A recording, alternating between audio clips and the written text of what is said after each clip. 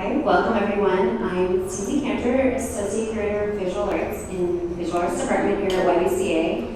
And I'm so pleased to introduce, oh my gosh, I'm going to forget everyone's names. Aria Saeed, I want to make sure I pronounce it correctly, and Nava Mau. Aria Saeed is the founder of Queen Culture Initiative and also the co-founder and executive director of Compton's Transgender Cultural District. And I'm sorry I have to have my notes because I want to make sure I say everything correctly. And Nava is a filmmaker, actress, and cultural worker. And she directed, wrote, produced, and starred in Working Hour, which is a short film that has been screening upstairs all evening. If you haven't seen it yet, I highly recommend that you do it. It's amazing. Yes, it's fun. What I love about the two of you is that you're both artists, cultural workers, activists, and working in resilience, celebration of culture, and affecting change through art and activism. So we're so excited to have you both here tonight and to hear you ask each other 3 questions. Hand this over. Hi, Aria. Hi. This is my friend, y'all. This is my friend, Aria. And I've been away from the Bay for the past year, and I think we should start just by asking you, how are you? What's your life like these days? I have been really great. I have been super busy and intensely overwhelmed. Every time I call you, it's like you have to run through your calendar for the first 3 minutes of the conversation. It's true. I was like, okay, I'm going to Atlanta, I'm going to New York, I have a meeting tomorrow, and then we get to have the conversation. Mm-hmm. But so yeah, like what is the work that's taking up your time these days? So the work of the Cultural District is both a celebration and a creation of an atmosphere that affirms the lives, experience, and the presence of trans people in the Southeastern Tenderloin, but in the Tenderloin overall.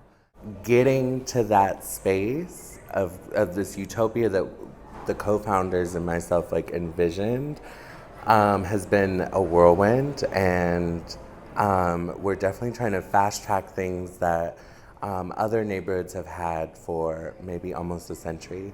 So for folks tuning in, cultural districts are areas that celebrate the heritage, presence of specific communities, and so they're not too foreign of a concept in the United States. Many people have heard of Chinatown, have heard of Little Italy, et cetera, and those are all examples of cultural districts. And so the Trans District is no exception to that, and there is a lot of work to be done. And so that's part of my work, and then of course I do national organizing work with Black trans women in different cities, particularly in the South, which is why I get to go to Atlanta and New York and stuff for that work, so yeah.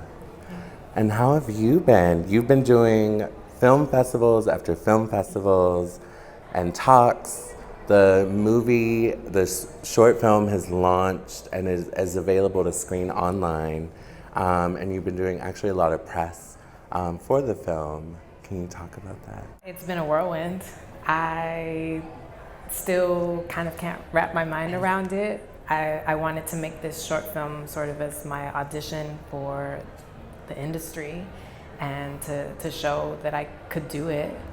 And also as a learning opportunity. I needed to learn how to direct and how to produce and get myself on camera. And I was very lucky to work with so many different people who I learned from. Some of them are here today, like Asia Pop, the director of photography, and you helped me with casting, you gave me script edits, and it's really been like that the entire way. I have to keep Googling things like, how do you do this? I have to keep asking people, like, what do you do in this situation? How do I make this happen? And that includes the promotion and the press and the festivals. It's a lot of work. It's not my favorite part of the work, but I'm obsessed with making film, and I'm obsessed with telling stories, so I have to do it. I can't help it, and that's what my life has been. only now have we seen Pose being sort of led, directed, written by, and starring actual trans people in the telling of their stories. So what made you different or inspired you to do a film like this one in particular, but to do film overall?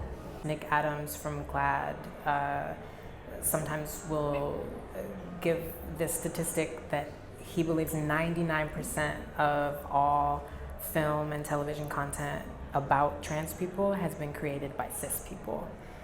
Like, if you just think about that, that's wild, right? Like, imagine if every image, every story you saw representative of yourself was created by people who are not that identity and who hold power over you. So I grew up that way, you grew up that way, all trans people in the entire world have grown up that way. So I needed to tell my story because it hadn't been told before. But on a personal note, like, why film? I just love the camera. I love playing with the camera. I love manipulating video and sound and color, and it feeds my soul. And I think that it's one of the best mediums to be able to reach people. There's nothing like a story, a very personal story that helps people kind of understand a little bit more of what it's like to be somebody else. And that's what I love about film.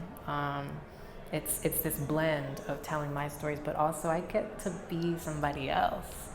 And I think that's something people like maybe don't realize, is that I'm not just like, it's not autobiographical. Like, I'm not just like, it's not a documentary. You know, I created a character. I played a character in Waking Hour.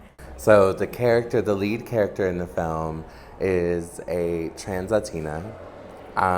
She goes to a party, and all of these things I actually know are things you do. So at a house party, she meets this guy, she's making out with him in the hallway. I don't want to give too much away. And there's this very steamy, maybe 1 minute and 54-second clip that I need y'all to get into. But she's having this experience with a cisgender man. So a cisgender person is a person who identifies with the same gender and sex assigned at birth are what is matched, for lack of my definition or whatever. But you're with this guy, or not you, sorry, Sophia is her name. And so how did you blend yourself into that character, and why, as an actress and a director and the writer, did you choose to tell that story first?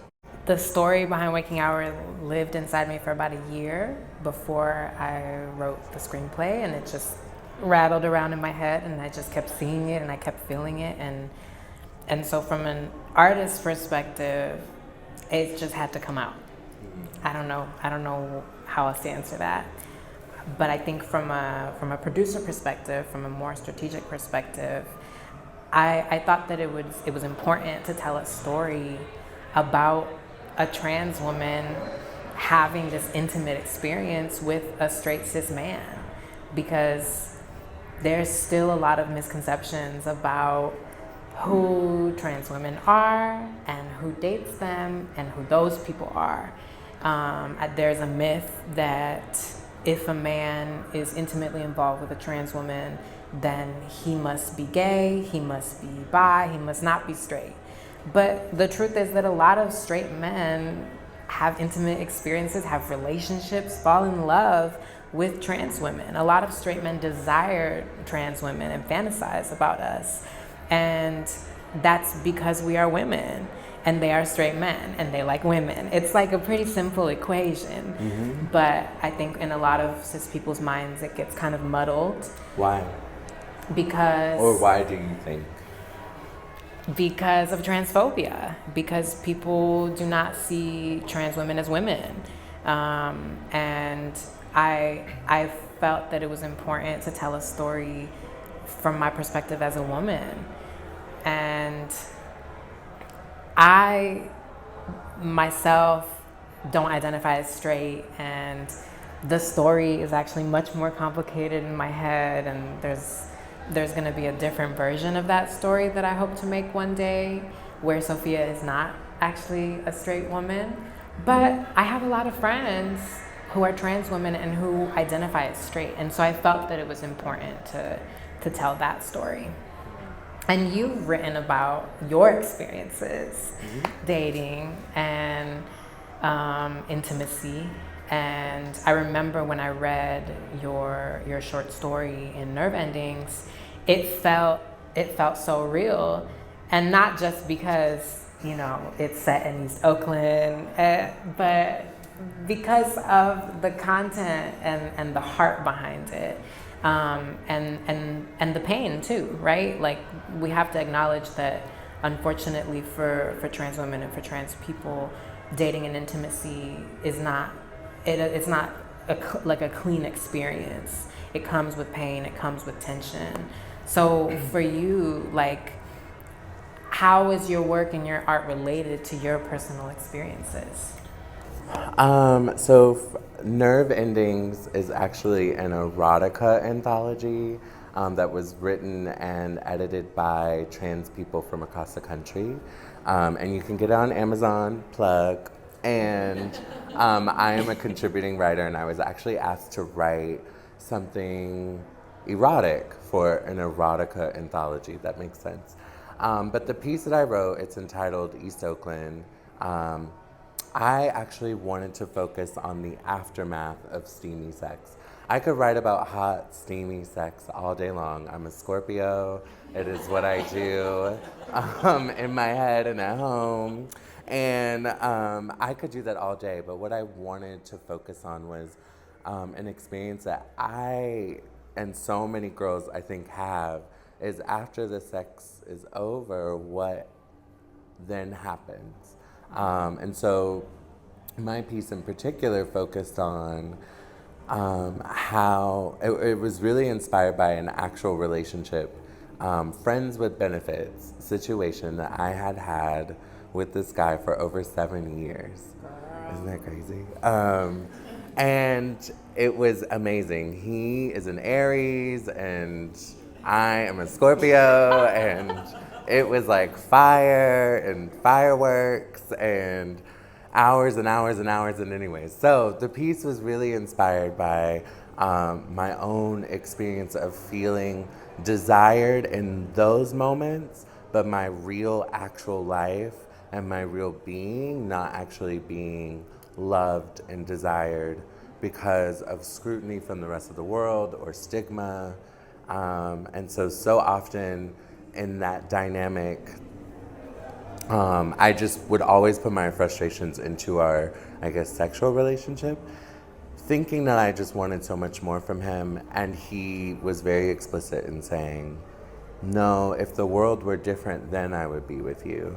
And so I wanted to really, I guess, focus on a particular night that I had where, I always felt loved and adored by him until the phone would ring at 3 a.m, and then he would grab his clothes and go. And when the door closes, how many times I cried myself to sleep, and how that experience for so many trans women is a reality in terms of dating. And so I wanted to really highlight that. And I guess in my writing, I had a blog, it's still up, it's called Trans Sex in the City.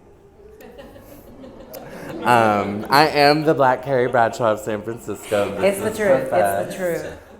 But those stories that I told were really inspired by me and my friends, and our dynamics with the men in our lives and how they influenced us. And so I guess for me, my art was literally inspired by my own experience. I don't really know how to write from another place, but I do know how to fictionalize it. I think Gandalf in Lord of the Rings said, "What is a story? What is a good story without its embellishments?" And so I have definitely, I'm wearing Manolos in some of my stories when, in fact, I was living in an SRO in the Tenderloin, and yeah, no, there were no Manolos. But, it was for the sake of the story.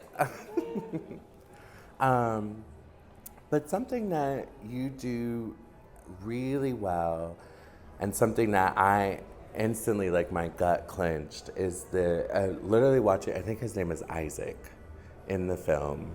And so there's this experience that that Sophia has with Isaac in the back of the Uber, where she discloses that she's trans to him, and he has sort of this gut physical reaction.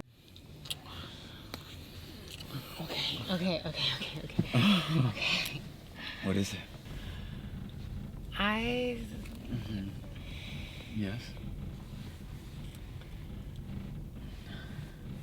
I wasn't sure when to tell you, and I definitely did not plan for my night to end up like this. Look, you don't have to do anything you don't want to do. No, I want to do a lot of things. But, well, I'm a trans woman.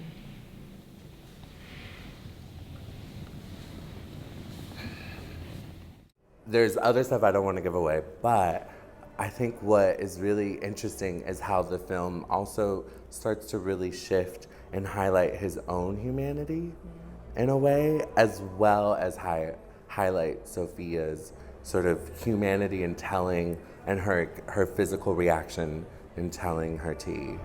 Yeah, I mean, I think I'm very aware that, trade has trauma. Like, it isn't like the way that they act with us is not coming from nowhere. Men have learned that there are certain messages that must be true. They have learned that there are certain behaviors that they must follow, and it really becomes a very guttural experience for them.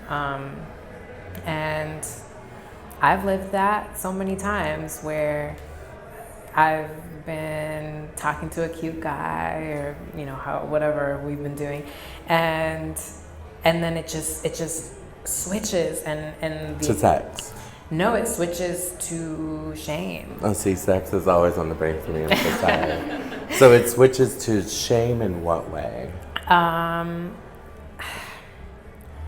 think there was this one time, there was this guy that I had met at a birthday party, and he was cute. We had talked, we had danced, and then we got in a car, 6 people got into a car, and we were going somewhere else, and we started making out in the back of the car. I don't know, it just happened.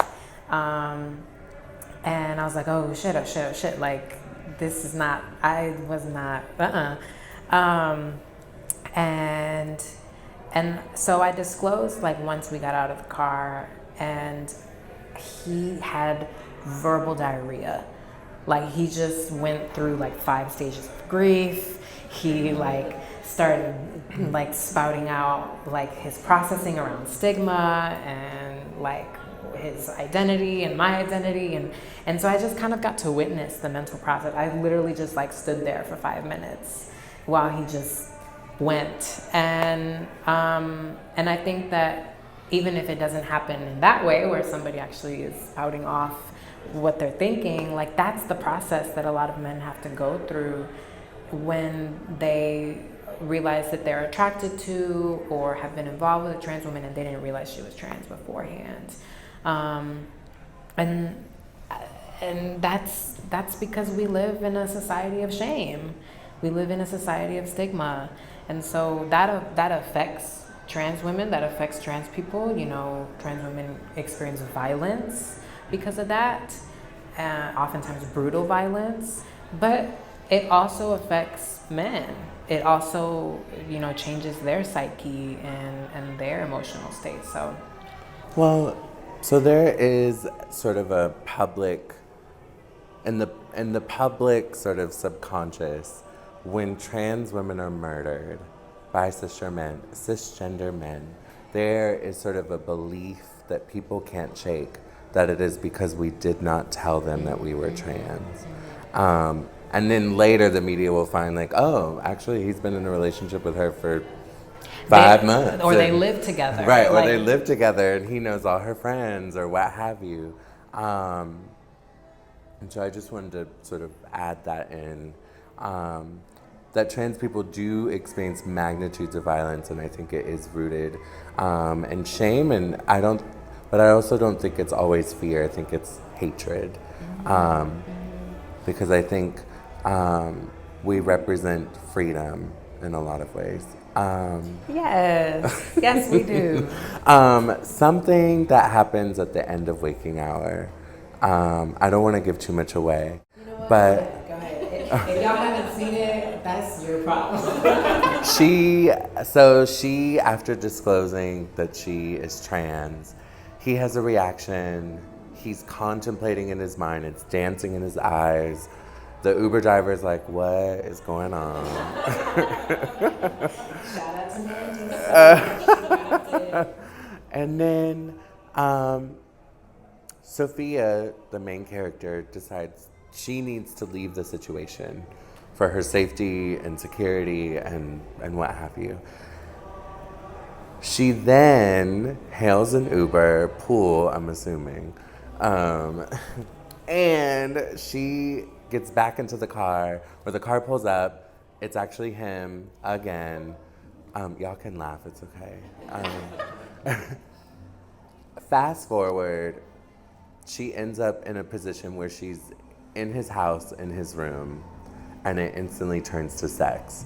And so something that has been my experience in terms of dating as a trans woman, I always joke that I am only delayed, I'm never denied.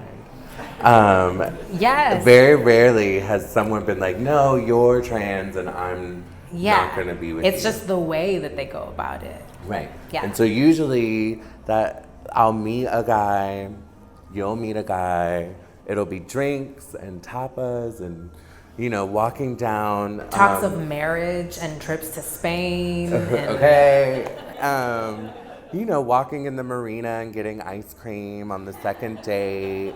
Kisses on the hand. Drive up to Coit Tower and smoking weed. Like, there's a whole, these have literally been my experiences. And then, once they know for sure it's confirmed or whatever, suddenly it then is like phone calls at 3 a.m.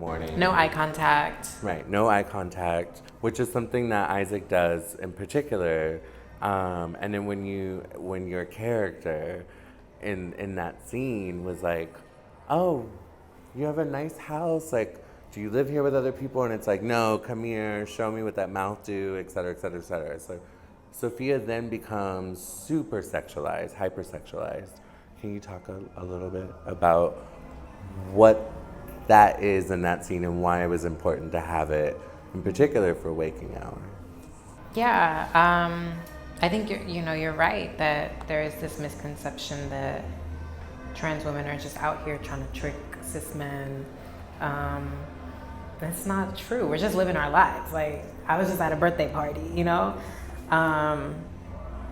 and something happens where a lot of cis men can't see trans women as worthy of respect or admiration or love. And they are still attracted to us. They still desire us, and they can only express that through sex. And so it just changes. It changes to a very different experience. And it's tied to everything that we've talked about, but it's also tied to porn. A lot of people's first exposure and maybe their only or most prominent exposure to trans women is through porn. And so it's like immediately this like, oh, a sex toy right in my house. What can I do, And it's hard because like we like sex, you know what I mean? Like it's not like I'm gonna sit here and say like I'm trying to be celibate until marriage. Like I mean, I am. Do you see this neckline, y'all? I am very much a woman of the cloth. Bitch. I mean, I think a lot of women, trans women in particular, like to have a sense of variance in sexuality. Yeah. But something that you did do in the film was showcase, I think, what a lot of trans women, what we wish we could articulate in terms of our experiences with men in particular and how they just instantly switch. And so the feeling was very cold and very callous.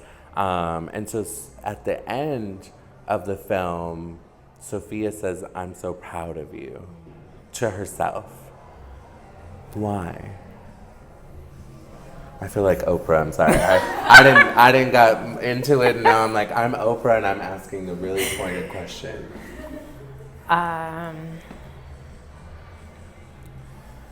So Sophia, her soul is younger than mine. And her physical age on earth is also younger than mine. She's new. And I think that she's very much in a place where she's still figuring things out. And it's just hard for her. And she's had experiences in the past where she did not stand up for herself and where she did not have a choice.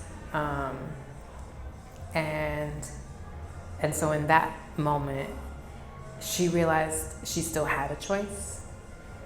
And even though it was difficult, she exercised that choice. And she got out. And she was practicing self-love because there's self-talk throughout the film. The film is marked by 3 scenes of self-talk. And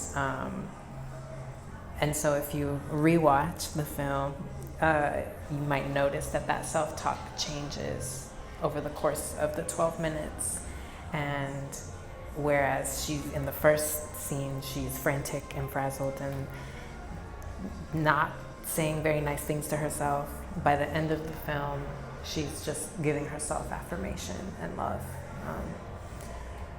And low-key, I was proud of myself for making the movie. So that's like the meta part.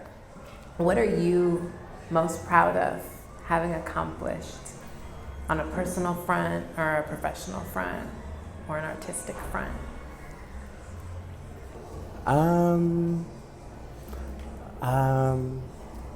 Cut. No, I'm just kidding. What am I most proud of? I am really proud that I am in a position to truly advocate for the joy and resilience of transgender people.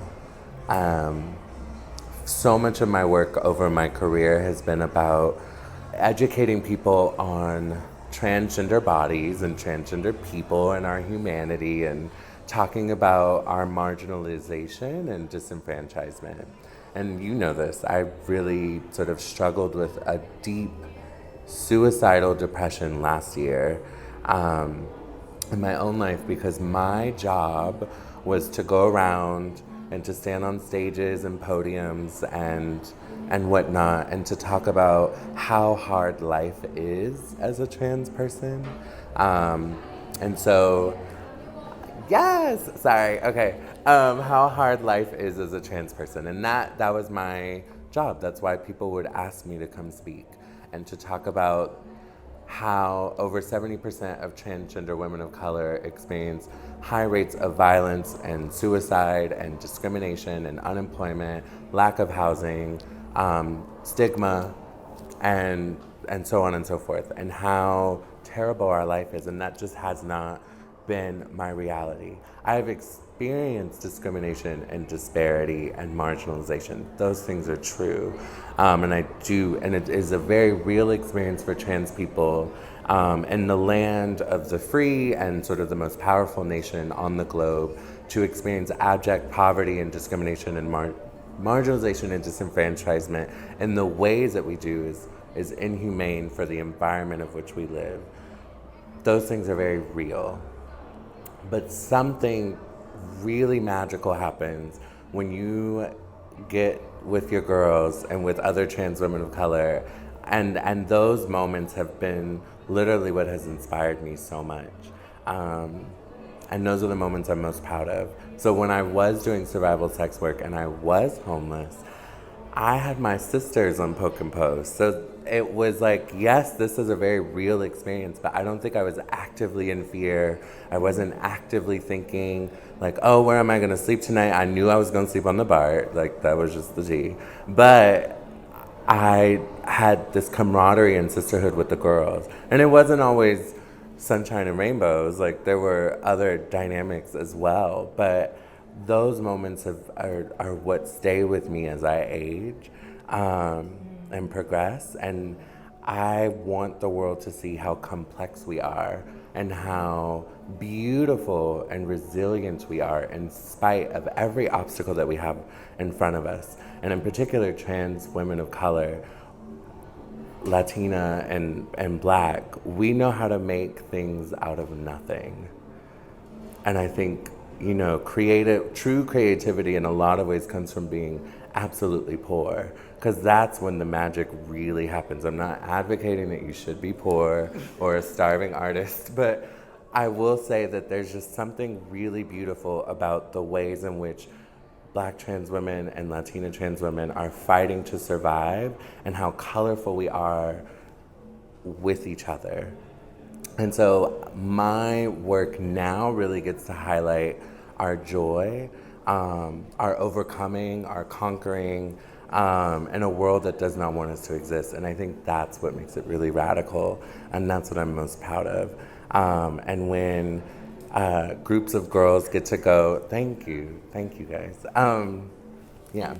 I just want to say I'm so proud of you. I'm proud of you. And I kind of can't believe that we're both here right now, and you have been an inspiration to me from the moment that I met you, and I'm so excited to see what more you do, and I'm just so grateful. Thank you. I'm grateful too. Thank you. Thank you. Thank you, everybody. I know that was over 15 minutes. That was way over 15 minutes, I'm sure. I'm sorry. The sun is going down. Y'all editing this out, right? Thank you so much. Thank you.